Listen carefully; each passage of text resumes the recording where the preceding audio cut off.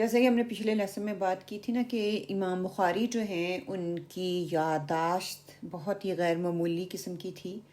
اللہ پر توکل کے بارے میں ان کے واقعات جو ہیں بہت مشہور ہیں۔ ان کی کچھ جو واقعات ہیں انشاءاللہ تعالیٰ وہ آپ لوگوں کے ساتھ شیئر کروں گی تاکہ ان سے سبق لیتے ہوئے ہم اپنی زندگیوں کو بہتر بنا سکیں، ہمیں تھوڑی موٹیویشن ہو سکے کہ انہوں نے دین کے لیے کس طرح کے راستوں کو اختیار کیا، وہ دین سے پیچھے نہیں ہٹے، اور ہماری زندگیوں میں چھوٹے چھوٹے راستوں میں رکاوٹیں آتی ہیں تو ہم کس طرح سے پیچھے ہٹ جاتے ہیں۔ یادداشت کا جو امتحان تھا ان کا بغداد میں ہوا تھا امام بخاری کا۔ کہتے ہیں کہ بغداد کے علماء نے امام بخاری کی یادداشت کو آزمانے کے لیے ایک مجلس میں 100 احادیث کے متن اور اسناد یعنی کہ راویوں کی جو سند ہوتی ہے کو جان بوجھ کر انہوں نے الٹ پلٹ کر دیا تھا کہ ان کو ٹیسٹ کیا جائے، دیکھا جائے ان کی یادداشت کیسی ہے۔ سب سے پہلے 10 علماء نے اپنی احادیث بیان کی اور ہر ایک میں سند اور متن کو انہوں نے آگے پیچھے کر دیا، ملا دیا۔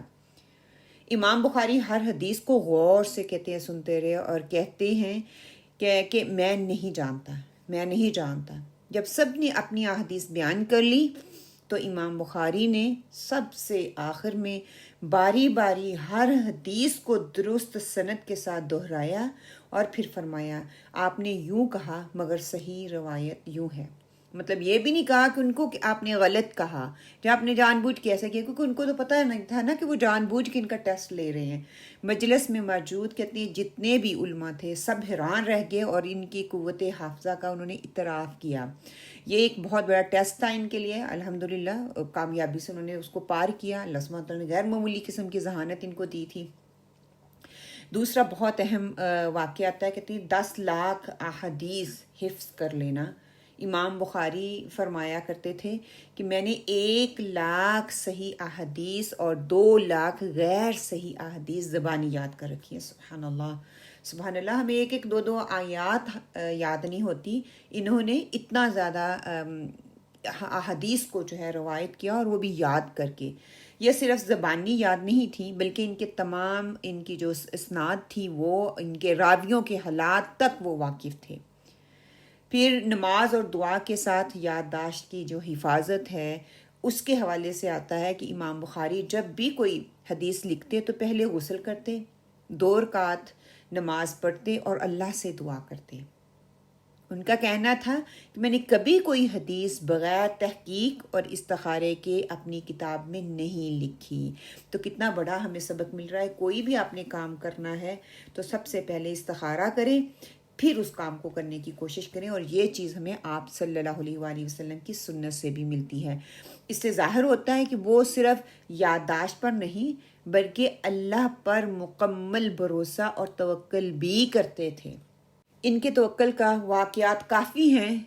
ایک واقعہ وہ بھی ہے جو کہ کل میں نے سیشن کے شروع میں ہی آپ کو بتا دیا تھا کہ جو بخارا کے امیر تھے انہوں نے کیا کہا تھا کہ امام بخاری سے بولا تھا کہ ان کے گھروں میں جا کر بچوں کو وہ پڑھائے، تو انہوں نے انکار کر دیا تھا۔ اس کا نتیجہ کیا نکلا کہ انہیں بخارا سے جلا وطن کر دیا گیا، نکال دیا گیا تھا۔ لیکن امام بخاری نے صبر کیا اور فرمایا میں علم کو ذلیل نہیں کر سکتا، کیا ایسے حکمرانوں کے دروازے تک جاؤں کہ جن کو علم کی قدر ہی نہیں ہے۔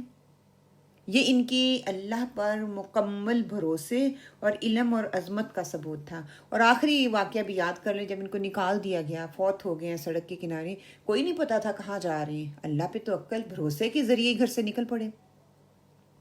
یادداشت کا امتحان کم عمری میں، چھوٹی عمر میں ہی ان کی یادداشت کا امتحان لیا گیا۔ بچپن میں ایک استاد نے حدیث پڑھائی اور غلطی سے ایک نام بدل دیا، انہوں نے جان بوجھ کے یا غلطی سے، بہرحال آتی تو یہی ہے کہ انہوں نے غلطی سے ایسا کیا۔ امام بخاری نے فوراً کہا کہ یہ نام درست نہیں ہے، صحیح نام جو ہے یہ فلاں فلاں فلاں ہے۔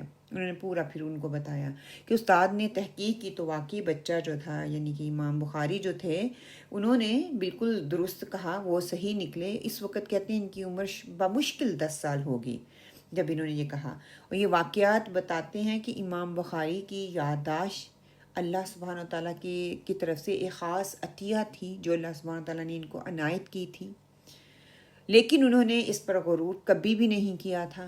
بلکہ ہمیشہ وہ نماز، دعا اور توکل کے ذریعے اللہ سبحانہ تعالیٰ سے مدد مانگتے رہیں۔ اللہ تعالیٰ سے دعا کرتی ہوں کہ اللہ سبحانہ تعالیٰ ہمیں ان کی جو زندگیوں کی قربانیاں ہیں، ان کے صبر کے جو قصے ہیں، ان کے جد و جہد اور مسلسل کوششوں کے جو قصے ہیں، ان سے ہمیں سیکھنے کی توفیق عطا فرمائے، تاکہ ہم اپنی زندگیوں میں اللہ کے دین کے لیے جب قربانیاں دیتے ہیں تو ہم اپنے آپ کو بیچارہ نہ کہیں، ہم اپنے اوپر ترس نہ کھائیں۔